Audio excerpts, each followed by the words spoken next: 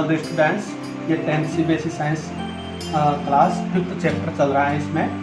और अपन जो नेक्स्ट जो ट्रेंड्स देख रहे हैं वह ये हैं, ठीक है ना। फर्स्ट ट्रेंड्स तो आपने देख ही लिया एटॉमिक साइज का, जो आपके सिलेबस में उन्हीं की बात कर रहा हूँ मैं, ठीक है ना, और जो एग्जाम में पूछे जाते हैं, ठीक है ना, सिलेबस में है और एग्जाम में पूछे जाते हैं, ठीक है ना। सेकंड जो ट्रेंड्स हैं, ठीक है, ट्रेंड्स ऑफ वैलेंसी, मतलब पीरियोडिक टेबल में वैलेंसी किस प्रकार से चेंज होती है, इसका क्या ट्रेंड्स होता है इन पीरियोडिक टेबल, ठीक है। तो इसमें भी कुछ नहीं है, ध्यान दीजिए कि वही दो पॉइंट है, ठीक है ना, ए और बी। ए वही एक ग्रुप में, ठीक है ना, इसमें क्या है कि एक पीरियड में, और बी फॉर द ग्रुप, ठीक है ना, एक ग्रुप में। तो जब अपन क्या है कि पीरियड में कोई भी पीरियड लो, कोई सा भी पीरियड, ठीक है ना, जैसे मान लीजिए कि मैं पहले मेरी बात सुन लीजिए फिर उसके बाद में एग्जाम्पल देंगे। तो कोई सा भी पीरियड हो, ठीक है ना, कोई सा भी पीरियड,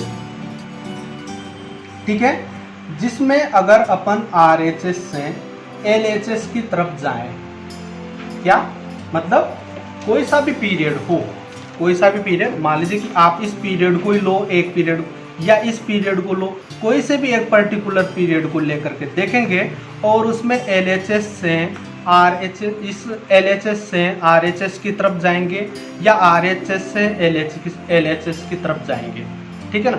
तो मतलब उसके बारे में बता रहा हूँ, ठीक है ना। तो जब अपन क्या है कि मतलब एक पीरियड में, ओके, एक पीरियड में RHS से LHS की तरफ जाते हैं, तो पहले तो एटॉमिक जो मतलब क्या है कि वैलेंसी है, वो वैलेंसी क्या होती जाती है, बढ़ती जाती है, क्या होती जाती है, बढ़ती जाती है, और फिर वो क्या होती है, डिग्रीज होती जाती है, क्या होती जाती है, डिग्रीज, ठीक है, और लास्ट में जाकर के क्या हो जाती है, जीरो हो जाती है, क्या हो जाएगी, जीरो, क्या हो जाएगी, जीरो हो जाती है। एग्जाम्पल, ठीक है ना, एग्जाम्पल लेते हैं, जैसे ये क्या है कि lithium, beryllium, boron, carbon, nitrogen, oxygen, fluorine और नियोन लिया, ठीक है ना, ये RHS और ये LHS, ठीक है। आगे बात समझ में, अब अपन इधर से इधर की तरफ जाएंगे, RHS से इधर की तरफ जाएंगे, LHS की तरफ। तो देखो इसकी वैलेंसी क्या होती है, +1, +2, +3, +4 या -4, ठीक है। आगे बात सुनिए, और फिर -3, -2, -1 और 0। देखो ना मैंने क्या कहा, मतलब वैलेंसी जब अपन क्या है कि मतलब RHS से LHS की तरफ जाते हैं, तो पहले तो रेगुलरली मतलब क्या होती जाती है, वैलेंसी बढ़ती जाती है, देखो बढ़ रही है ना, ठीक है। फिर बढ़ कर के अधिकतम तक जा कर के फिर वो क्या होगी, वापस डिग्रीज होगी, ठीक है ना, और उस डिग्रीज होने वाले को अपन नेगेटिव करेंगे एक तरीके से, मतलब कि जितना हो है ना उससे कितना कम होती जा रही है, ठीक है ना, और फिर लास्ट में जाकर क्या हो जाएगी, जीरो हो जाती है, ठीक है। इसका ट्रेंड। अब इसका अपोजिट अगर आप लेंगे तो पहले तो घटती है, पहले तो मतलब क्या है कि घटती है, फिर बढ़ती है ना, और आगे बात समझे, और एक तरीके से मतलब क्या है कि इधर से इधर की तरफ आएंगे, तो आप इधर से इधर के लिए तो क्या कहेंगे, पहले तो घटती है, ठीक है ना, फिर बढ़ती है, क्या होती है, बढ़ती है, ठीक है ना।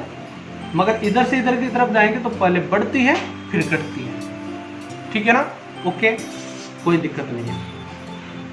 यह तो इसका हुआ, ओके, यह तो किसका हुआ, according to the in a period, एक पीरियड में, ठीक है ना। अब दूसरा लेते हैं बी, एक ग्रुप में क्या होगा, ठीक है ना, कोई सा भी एक ग्रुप लो, वो सारे सभी ग्रुपों में सभी पीरियड में वैसा ही चलेगा, ठीक है ना। अब एक ग्रुप में, इन ग्रुप में क्या होता है, कोई सा भी ग्रुप हो, उस ग्रुप में एक ग्रुप में रहने वाले जितने भी एलिमेंट हैं उन सभी एलिमेंटों की वैलेंसी जो है वो क्या होती है, इक्वल होती है। क्या होती है? इक्वल, समान होती है। इनमें कोई दिक्कत नहीं, चाहे आप ऊपर से नीचे जाओ चाहे नीचे से ऊपर आओ, ठीक है ना। वैलेंसी क्या होगी? सभी की ही एक जैसी, इक्वल होगी, सेम होगी, ठीक है ना। एग्जाम्पल, अब इसका भी एग्जाम्पल दे देता हूं मैं आपको। जैसे मान लीजिए कि ये एक ग्रुप है, कोई सा भी एक ग्रुप ले लो, इनमें से कोई सा भी एक ग्रुप ले, कोई दिक्कत नहीं। जैसे मान लीजिए कि मैं सेकंड वाला ग्रुप ले लेता हूँ, ठीक है ना। अब सेकंड वाला ग्रुप लिया, सेकंड वाले ग्रुप में बी, बेरियम, मैग्नीशियम, ठीक है, कैल्शियम, इधर से स्ट्रॉन्शियम, ठीक, इधर से बेरियम और क्या है कि रुबेडियम, ये है। आगे बात समझ में। अब इसकी वैलेंसी कितनी होती है? +2। इसकी वैलेंसी कितनी होती है? +2। इसकी वैलेंसी +2, इसकी भी वैलेंसी +2, इसकी भी +2 और इसकी भी +2। देखो, यानी कि एक ग्रुप के जितने भी एलिमेंट है उनकी वैलेंसी, चाहे आप ऊपर से नीचे जाओ चाहे नीचे से ऊपर जाओ, सभी एलिमेंटों की वैलेंसी क्या होती है? बराबर होती है, इक्वल होती है, सेम होती है। ओके, ये आपको ध्यान रखना है। ये वैलेंसी की बात हो गई, ठीक है ना। यानी कि एक ही ग्रुप में एलिमेंटों की वैलेंसी क्या होती है? इक्वल होती है, सेम। ये ऐसा ग्राफ बनेगा, ठीक है ना। और उनमें कैसा बनेगा? पहले बढ़ती है, फिर घटती है और लास्ट में 0 हो जाती है, ठीक है ना। आगे बात समझ में। ये lithium, beryllium, boron, carbon, nitrogen, oxygen, fluorine, neon, ठीक है। इस तरीके से आप उसको रिप्रेजेंट कर देंगे। ओके, ये ट्रेंड्स ऑफ वैलेंसी हुआ,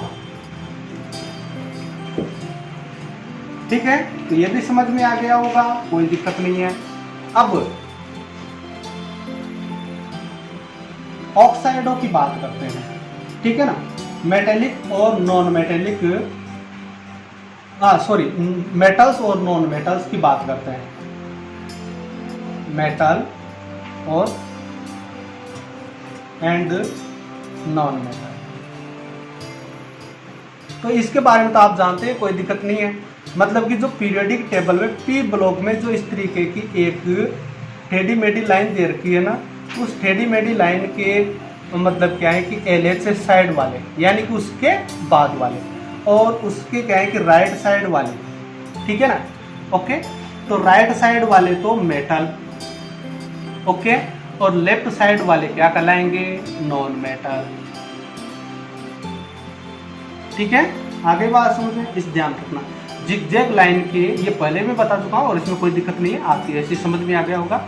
जिगजैग लाइन के लेफ्ट साइड वाले एलिमेंट नॉन मेटल और जिगजैग लाइन के राइट साइड वाले मेटल, ठीक है। ओके, इसमें कोई दिक्कत नहीं, इसमें तो पढ़ने की जरूरत है केवल आपको। अब आगे देखते हैं, ठीक है ना। Trends of element oxide, trends of element oxide, ठीक है ना। एलिमेंट के जितने भी ऑक्साइड, एलिमेंटों के ऑक्साइड जो है ना, वो किस तरीके से ट्रेंड्स करते हैं। तो सिंपल सी बात है कि एक ही ग्रुप के जितने भी एलिमेंट हैं ना, वो तो एक जैसे ही ऑक्साइड बनाते हैं, है ना। एक जैसे ही ऑक्साइड बनाएंगे। जैसे आप अभी सेकंड वाला ही ग्रुप लिया था आपने, तो ये क्या है कि मतलब सेकंड वाले ग्रुप में आपने बेरिलियम, है ना, मैग्नीशियम, ठीक है, कैल्शियम, ऐसे कुछ लिए थे, ठीक है ना। अब इनके द्वारा जो भी ऑक्साइड बनेंगे वो एक जैसे ही बनेंगे, ठीक है। जैसे अभी इसका ऑक्साइड बनेगा बेरियम ऑक्साइड बनेगा, ठीक है ना। इसका ऑक्साइड बनेगा MgO बनेगा, इसका ऑक्साइड बनेगा कैल्शियम ऑक्साइड बनेगा। तो इनके ऑक्साइड मतलब एक जैसे बनते। तो एक ग्रुप के जितने भी एलिमेंट हैं उनके ऑक्साइड भी एक जैसे ही बनते हैं, ठीक है ना।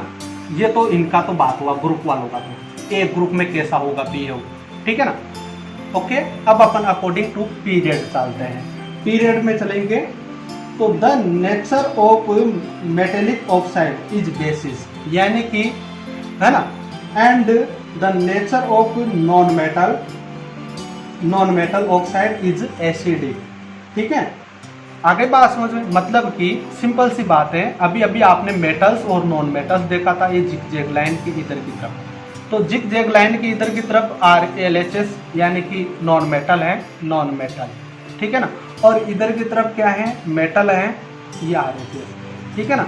तो जितने भी मेटल्स होते हैं ना, इन सभी मेटल्स के जितने भी ऑक्साइड हैं उनको कंपेयरिंग फॉर्म में, इनके कंपेयरिंग फॉर्म में क्या माना गया है, एसिडिक माना गया है, ठीक है ना, एसिडिक, ठीक है। और इनके जितने भी ऑक्साइड हैं उनको क्या माना, उनको जितने भी मेटेलिक है ना, मेटेलिक ऑक्साइड है ना, उनको सॉरी बेसिस माना गया है, क्या माना है, बेसिस, ठीक है। और इनके वालों को एसिडिक, ठीक है। आगे बात समझो, और जो बीच वाले हैं इनको एम्फोटेरिक, ओके।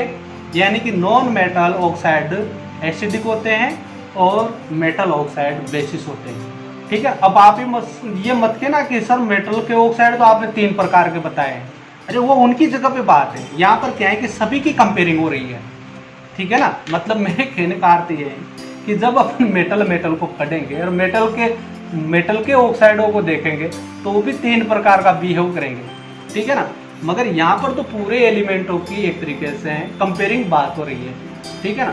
तो मतलब इसके कहने का अर्थ ये है कि नॉन मेटल ऑक्साइडों के कंपेयर में ये क्या होते हैं, बेसिस होते हैं, और इनके कंपेयर में इनके ऑक्साइड एसिडिक होते हैं, ठीक है। तो आप यहाँ पर इन दोनों की बात करें, अब उस चक्कर में मत पड़ जाना कि सर आपने मेटल के ऑक्साइड तो 3 प्रकार के बताए हैं, तो उनकी बात अलग है, ठीक है ना। अभी मान लीजिए कि कोई सोडियम का ऑक्साइड है, वो किसी अदर मेटल के ऑक्साइड के साथ में मतलब क्या है कि किस तरह का बिहेव करता है ना, तो वो उनकी जगह पर है, ठीक है ना। अगर मान लीजिए कि इसके साथ में बेसिस रिप्रेजेंट करता है, तो ये बेस है, ये एसिडिक है, ये एसिडिक करता है, तो ये इससे एसिडिक बिहेव करता है, तो ये एसिडिक है, ठीक है ना। तो वो उनकी जगह, उनका अलग कंपेयरिंग है, ठीक है, उनका, ठीक है। मतलब ऐसा है, कहने का अर्थ ये कक्षा 6 है और ये कक्षा 7 है, ठीक है ना। अब कक्षा 6 के स्टूडेंटों का सिलेबस ही अलग है, कक्षा 7 के स्टूडेंटों का सिलेबस ही अलग है, ठीक है ना। कक्षा 6 के स्टूडेंटों की एज कम है, कक्षा 7 के स्टूडेंटों की एज कम है, एज ज़्यादा है, ठीक है ना। मगर अब अपन इनकी बात करेंगे तब इनकी पर्टिकुलरली बात करेंगे, इसमें भी आपको बहुत सारे प्रकार के स्टूडेंट मिलेंगे, कुछ इंटेलिजेंट स्टूडेंट मिलेंगे, कुछ मीडियम स्टूडेंट मिलेंगे, कुछ मतलब क्या है कि लो स्टूडेंट मिलेंगे, कुछ की एज इनमें भी ज़्यादा होगी, कुछ की एज मीडियम होगी, कुछ की एज इनमें कम होगी, इनमें भी ऐसी कोई, ठीक है ना। तो वो उनकी जगह पर है, ठीक है। ये यहाँ पर 2 क्लास की कंपेयरिंग हो रही है, ठीक है ना, ऐसे समझिए आप, ठीक है, ओके। हाँ, अब आपके क्या है कि इस पीरियोडिक टेबल वाला जो क्या है कि मतलब चैप्टर है, इसमें से एक अब अपन चलते हैं क्वेश्चंस की तरफ। एक क्वेश्चन है, क्वेश्चंस की तरफ चलते हैं। हो गया लगभग ये चैप्टर आपके, मगर क्वेश्चंस देखते हैं। Question number 1, what is nuclear charge and effective nuclear charge. ये 2 प्रकार के चार्ज है। क्वेश्चन यही है, एक तरीके से दोनों में डिफरेंस पूछ रहा है या दोनों की डेफिनेशन पूछ रहा है। तो न्यूक्लियर चार्ज और इफेक्टिव न्यूक्लियर चार्ज ये क्या है, तो दोनों में समझने का एक ही तरीका है। समझने का पहले मैं एग्जांपल दे देता हूँ। न्यूक्लियर चार्ज का मतलब क्या है, अरे भाई जैसे अभी जैसे ये एलिमेंट है, कोई सा भी एलिमेंट, अब उस एलिमेंट में न्यूक्लियस तो होता ही है, उसमें प्रोटॉन होते हैं। अब ये प्रोटॉन्स क्या करते हैं, ये न्यूक्लियस क्या करता है, जो इन सेल में जो भी इलेक्ट्रॉन्स है, इन सेल को है ना अपनी तरफ अट्रैक्ट करते हैं। क्या करते हैं, अट्रैक्ट करते हैं। तो ये जिस पावर के साथ में इनके ऊपर इनको अट्रैक्ट करते हैं ना, इनके ऊपर अट्रैक्शन पावर लगाते हैं, तो अट्रैक्शन पावर को क्या करते हैं, न्यूक्लियर चार्ज करते हैं। क्या करते हैं, न्यूक्लियर चार्ज, ठीक है। आगे बात हो, यानी कि इस न्यूक्लियस के द्वारा इन मतलब कि अपने चारों ओर जो भी इलेक्ट्रॉन्स है उस सेल के ऊपर और उन इलेक्ट्रॉन्स के ऊपर लगाया जाने वाला अट्रैक्शन पावर जो होता है उसी को क्या करते हैं, न्यूक्लियर चार्ज कहते हैं। अब आप कहेंगे कि इफेक्टिव न्यूक्लियर चार्ज क्या है, देख लो अब इसको समझना, ठीक है ना। इसका दोनों एक जैसे ही है मगर दोनों की क्वांटिटी और क्वालिटी अलग अलग है, ठीक है ना। दोनों एक ही हैं, पहले तो आप ये समझ लीजिए कि दोनों एक ही हैं, ठीक है ना। ये भी न्यूक्लियस के द्वारा लगाया जाएगा, ठीक है ना, किन के ऊपर, जो इलेक्ट्रॉन्स है उनके ऊपर, ठीक है ना। और ये भी न्यूक्लियस के द्वारा लगाया जाएगा किनके ऊपर, जो इलेक्ट्रॉन्स और वो है ना उनके ऊपर, ठीक है। आगे बात समझ में, ठीक। अब बात करते हैं दोनों के बीच का डिफरेंस एक तरीके से है क्या ये, ठीक है ना। एक्चुअली में दोनों एक बार तो आप ये समझ लीजिए दोनों एक ही हैं, ठीक है ना। अब दोनों में कंपेयरिंग करेंगे, ठीक है ना। जैसे मान लीजिए कि ये कोई एक व्यक्ति है ना, सपोज कीजिए, और ये दूसरा व्यक्ति है, ये एक वंश है और ये एक क्या है, शुभम है। अब इसने क्या है कि इसकी एक थप्पड़ मार दी, ठीक है। अब मान लीजिए कि इसने थप्पड़ मारी है 10 न्यूटन फोर्स के साथ में, किसके साथ में, 10 न्यूटन फोर्स के साथ में। जबकि इसने जो थप्पड़ खाई है ना, और थप्पड़ इसके पड़ी है, चाटा पड़ा है ना इसके, तो वो पड़ा है, मान लीजिए कि इसने फील किया है 5 न्यूटन, कितना न्यूटन फोर्स फील किया है, 5 न्यूटन फील किया है। आगे पास, ठीक है ना भाई। इसने तो पावर लगाई है थप्पड़ लगाने के लिए, चाटा लगाने के लिए 10 न्यूटन फोर्स, और इसने फील किया है थप्पड़ पड़ने के बाद, ठीक है ना, चाटा पड़ने के बाद 5 न्यूटन फोर्स, ठीक है ना। आगे बात सुनो, तो अब यहाँ पर यही है, ठीक है ना। तो इसी को अपन में ये कहूँ कि इसने 10 न्यूटन फोर्स के साथ में थप्पड़ लगाई, तो इसका तो फोर्स हो गया 10 न्यूटन, है ना, ओके, 10 न्यूटन, ठीक। और इसने फील किया है 5 न्यूटन के साथ में, तो मतलब कि ये हो गई इसकी फीलिंग, है ना। तो इसने तो टोटल कितना लगाया 10 न्यूटन, मगर इसने फील किया 5 न्यूटन, ठीक है ना। तो केवल इफेक्ट तो ये व्यक्ति तो इफेक्ट केवल इसी से होगा ना, 5 न्यूटन से ही, इस पूरे से क्या लेना देना इसका, ठीक है ना। ये तो केवल 5 न्यूटन से इफेक्ट होगा, है ना। उसने भले कितना भी लगाया हो, मगर कि इसके चाटा कितना तेज पड़ रहा है, वो तो इसके कितना पाइन हुआ है वो तो इसके ऊपर है, ठीक है ना, इसी से रिलेट है वो तो, ठीक है ना। तो इसको कहेंगे अपन इफेक्टिव फोर्स, क्या कहेंगे इसको, इफेक्टिव फोर्स। मतलब कि आपके द्वारा लगाए गए टोटल फोर्स में से उसको कितना फोर्स इफेक्ट कर रहा है, ठीक है ना। और ये है टोटल फोर्स, क्या है ये, टोटल फोर्स, और ये है इफेक्ट फोर्स। तो यहाँ पर भी बस वही है, ठीक है ना। अब यहाँ पर क्या है कि मतलब ये न्यूक्लियस और ये इलेक्ट्रॉन, अब मान लीजिए कि ये न्यूक्लियस इन इलेक्ट्रॉन्स के ऊपर 10 न्यूटन फोर्स लगा रहा है सपोज, ठीक है ना। कितना फोर्स है, 10 न्यूटन फोर्स, ठीक। मगर कि ये फील कर रहे हैं 5 न्यूटन फोर्स ओनली, ठीक है ना। तो ये तो केवल 5 न्यूटन फोर्स से ही इसकी तरफ अट्रैक्ट होंगे। तो कहने का अर्थ ये है कि जो टोटल फोर्स इलेक्ट्रॉनों के ऊपर लगाया जाता है न्यूक्लियस के द्वारा, उसको तो कहते हैं न्यूक्लियर चार्ज, ठीक है ना। और उस लगाए गए में से इलेक्ट्रॉन्स जो मतलब कि उसकी सेल में, उस एलिमेंट की सेल में प्रेजेंट है, उन इलेक्ट्रॉनों के द्वारा कितना न्यूक्लियर चार्ज फील किया जाता है, तो उस फील किए गए न्यूक्लियर चार्ज को इफेक्टिव न्यूक्लियर चार्ज कहते हैं, ठीक है ना। वो कितना फील करते हैं, ठीक है ना। तो दोनों में केवल इतना सा डिफरेंस है। ये इलेक्ट्रॉनों के द्वारा, न्यूक्लियस के द्वारा लगाया गया जो चार्ज है और इलेक्ट्रॉनों के द्वारा फील किया गया है ना, वो है ये, ठीक है ना। और ये टोटल उस न्यूक्लियस का चार्ज है। अब शायद समझ में आ गया होगा, कोई दिक्कत नहीं है, ठीक है, ओके। अब अपन बात करते हैं आगे और भी।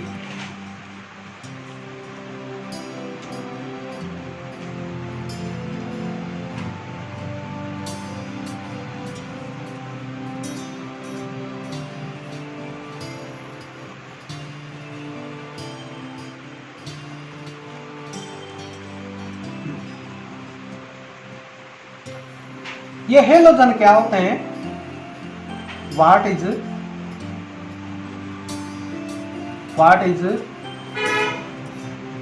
हेलोजन एलिमेंट, ठीक है। What is element, halogen element, halogen एलिमेंटों के बारे में एक दिन पहले बताया था आपको।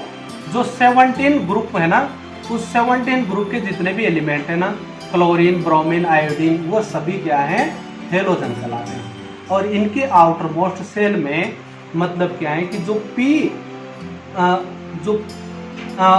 पी ऑर्बिटल्स होता है उसमें 5 इलेक्ट्रॉन होते हैं। कितने इलेक्ट्रॉन होते हैं, 5 इलेक्ट्रॉन, ठीक है ना। 17 वाले ग्रुप में जितने भी एलिमेंट हैं और उनके पी ब्लॉक, जो पी ऑर्बिटल्स है उसमें 5 इलेक्ट्रॉन होते हैं, उनको क्या कहते हैं, हेलोजन्स कहते हैं। और ये जस्ट -1, ठीक है ना, वैलेंसी रिप्रेजेंट करते हैं। और ये मेटल्स के साथ में मिलकर के साल्ट बनाते हैं। क्या बनाते हैं, साल्ट, ठीक है ना। आगे बात हो, इनको क्या कहते हैं, हेलोजन कहते हैं। ओके, कोई दिक्कत नहीं, शॉर्ट क्वेश्चन था, ठीक है, छोटे छोटे क्वेश्चन है ये, ठीक है ना। अब एक क्वेश्चन और भी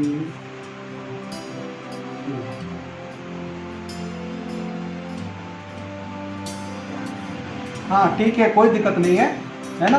और ये आपके मतलब 5th वाला चैप्टर खत्म हो गया है। Thank you. और कोई भी और कोई दूसरी प्रॉब्लम होगी तो फिर वो तो सब अपन क्लास में देखो फेस टू फेस ही सोल्व कर पाएंगे, क्योंकि आपकी क्या प्रॉब्लम है, क्या चीज़ समझ में नहीं आ रही है, तो वो तो देखो अब आप मेरे सामने हो नहीं, ठीक है ना, तो मैं तो मेरे हिसाब से बता रहा हूँ, ठीक है ना। अब जो समस्या है वो तो आप सामने आकर के मेरे को उस हिसाब से बताओगे तभी ही उसका सॉल्यूशन हो पाएगा, ठीक है ना। तो वो तो अपन क्लास में बैठ करके करेंगे आगे, जुलाई के बाद में, सितंबर के बाद में, ठीक है। Thank you.